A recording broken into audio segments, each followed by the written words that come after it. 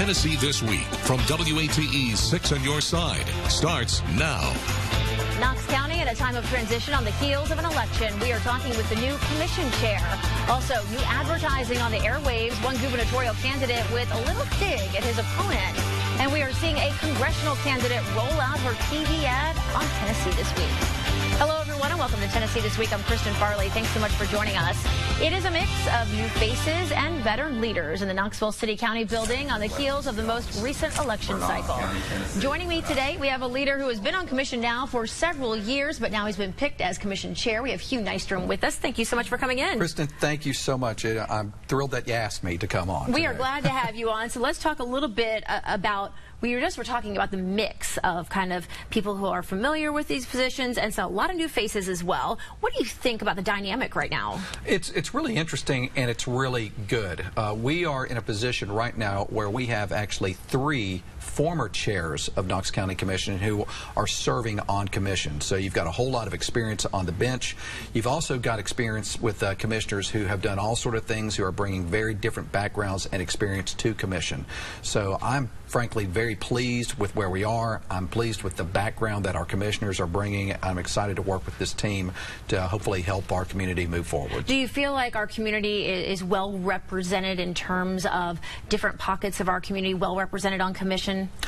Yes, I do. It's both diverse parts of our community are obviously represented on commission, but you've also got really different skill sets that are on that commission as well, and that's very important. If you take a look, say, at Commissioner Daly, he's been a longtime neighborhood advocate. He's passionate about cleaning up litter. His hard work this past year got 3 head counts approved to pick up litter in Knox County. You also contrast that with Commissioner Schoonmaker, who came on right when I did. Schoonmaker, we recently elected him for the 2nd time as chair of our finance committee. So you've got a lot of strength there. Then you look at the passion that our 2 new commissioners that are brought on the commission with Commissioner Jay has come on, Commissioner Biggs. They're both really excited to be on this commission. And frankly, I'm humbled that they elected me to be their chair, and I'm looking forward to really. The chairman's job is to be a servant to the commission, and I'm very humbled to have that opportunity to work with all this strong group to hopefully continue to move things forward. Let's talk about the county's new mayor. We have Glenn Jacobs there at the helm now. So what do you anticipate? Again, a newcomer, no political experience prior to this, but very ambitious agenda. We just talked to him a few weeks ago, and very focused on education. Yeah, it's very exciting to see where he's chosen to focus on. Glenn's personality, and frankly, we all know Glenn's a larger-than-life literally larger than life, and the thing that I liked the most as I was following his campaign was I noticed that at the very beginning he was a listener. And while when you see somebody who's got that background in performance, you're thinking, is this guy just going to be a big talker? But what we've seen is he's been a listener through the campaign to learn about the issues. And as he's come into office, he's been very intentional in trying to listen to the community and trying to listen to subject matter experts as he's been working hard to be a quick study of all the things that are happening in Knox County and the government. There's a whole lot to it, and you've got to focus really hard to learn it all. You think any big changes that we might see under his administration? Yeah, I'd say in the short run, I'm not expecting anything. I mean, goodness, we're going to be operating off of a Tim Burchett budget here for the next year. I think Glenn is going to be intentional as he's trying to figure out what areas that he may want to change, areas that he may want to try to make improvements on. I've been pleased to see that he's reached out intentionally to build a relationship with our newly elected sheriff. They seem to be trying hard to work together. Glenn is trying to reach out to education. I know that when he did his big speech right after he got sworn in, he said, I'm going to try to visit every single school in Knox County. And I know he's already established a schedule for all of our high schools where folks are going to be graduating to inspire them to graduate and get to work. What do you think about that education coordinator position that he added? Some people are asking, is that really necessary? Well, I think if you're going to send a message to the community that learning more about education and putting a focus on it, it's a good way to say, it's important enough to me, and I'm Glenn is a self-admitted tightwad, and as he said when he got sworn in, he said it was really hard to try to justify putting in a head count to focus on educational issues. So my hope for that position is that Roger Kane was put in it, that he's going to do what what Glenn has tasked him to do, which is reach out. Roger's going to have to work really hard, and he's going to have to work really hard with all of our public school folks. I know he's going to want to work hard with our technical and career education. There's so many different aspects of education, and Roger's going to have to work really hard to get a return on that investment in that position. And we'll be watching that closely. You mentioned the new sheriff, Tom Spangler, obviously someone a lot different than Glenn Jacobs in the fact that he has a lot of face recognition around here. He's been in law enforcement before. What do you expect from the sheriff? Well, what I'm expecting, and first of all, I think everybody's expecting this from Tom. Tom is a leader.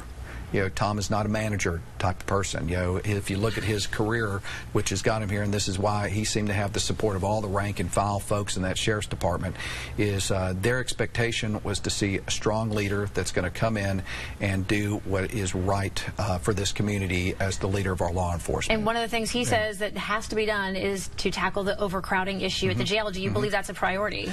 Oh, it's a priority. I know that Mayor Jacobs has mentioned it as a priority for him. I think that you've seen that as a clear priority for Tom. It's going to be a multiple pronged focus.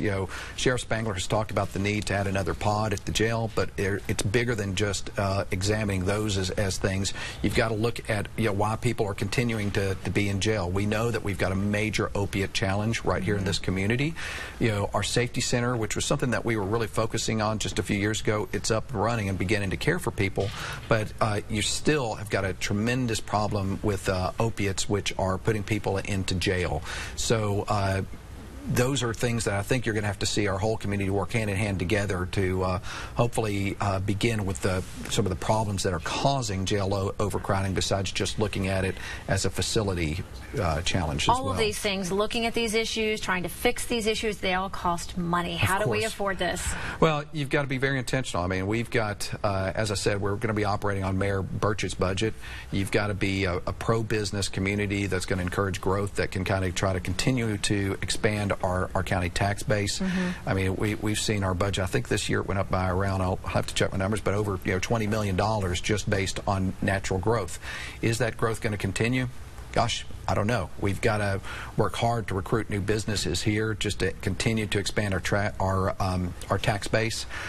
Yesterday, I had the pleasure of being at a meeting with TDOT, with some of our transportation leaders in this community, looking at our projected growth in Knox County. You keep talking growth. I need to ask you, how do we keep growing in all these areas without hurting the quality of life that we all enjoy here? It's really tough. This is one of the best places to live in America. It's awesome, and you've got to be intentional around areas that you're going to be having growth. Right now, Hardin Valley is a major pinch point. It's tough out there, and you've seen the Hardin Valley Neighborhood Association out there has been advocating hard with the Metropolitan Planning Commission and County Commission to let's go a little slower. You've got a transportation survey that's taking place out there. You've got TDOT working on doing some improvements out there, but it doesn't happen overnight. It can take multiple years once you've decided to put in some increased infrastructure to get to where that opens. Do you specifically have a personal vision for how you would like to see us move forward? Well, one thing that for me, and this is just, this is Hugh Nystrom, this is how I operate. One thing that I'm pleased to see is, guess what? We all have different ideas, we all have different perspectives, and we're going to all maybe have different passions to improve government, improve services. And when you look at our county commission, guess what? We're going to split votes. We're all going to vote differently, but we are all collectively probably going to be smarter together.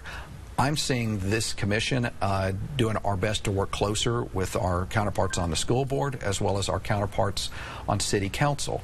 You're seeing already over the last year, you're seeing individual county commissioners and their respective city council members are hosting events out in their communities to bring people together so that they've got, we're all not going to agree on everything, but if you can at least communicate and try to work together, it's going to make getting things done easier. You're seeing, speaking just for my district, not as the chair, but if I think about my district, you're seeing, myself, my counterpart, Andrew Roberto. I really enjoy working with Andrew. You're seeing us with our new school board representative, Virginia Babb. We're all trying to work together, and that never used to happen in the past. Hugh, we're just about out of time, but I understand there is one special message on this Sunday that you want to make sure you get out. This is very important for the long-term health of Hugh Nystrom. Yes. Happy birthday, Angela. I love you. It's my wife's birthday, so thank you for asking that question. No problem. Love Glad you, to be able to help happy out. Birthday. I know Angela, so happy birthday as well. And Yeah. Hugh, congratulations on your new position. Yeah, thank you. Thank Appreciate you you so coming much. in. And thank you for having me. Thank you for being here. All right, everyone. Still to come, everyone. We have more ads and the hot races heading into November. Our panel of pundits coming up next. Stay with us. You're watching Tennessee This Week on WATE 6 on your side.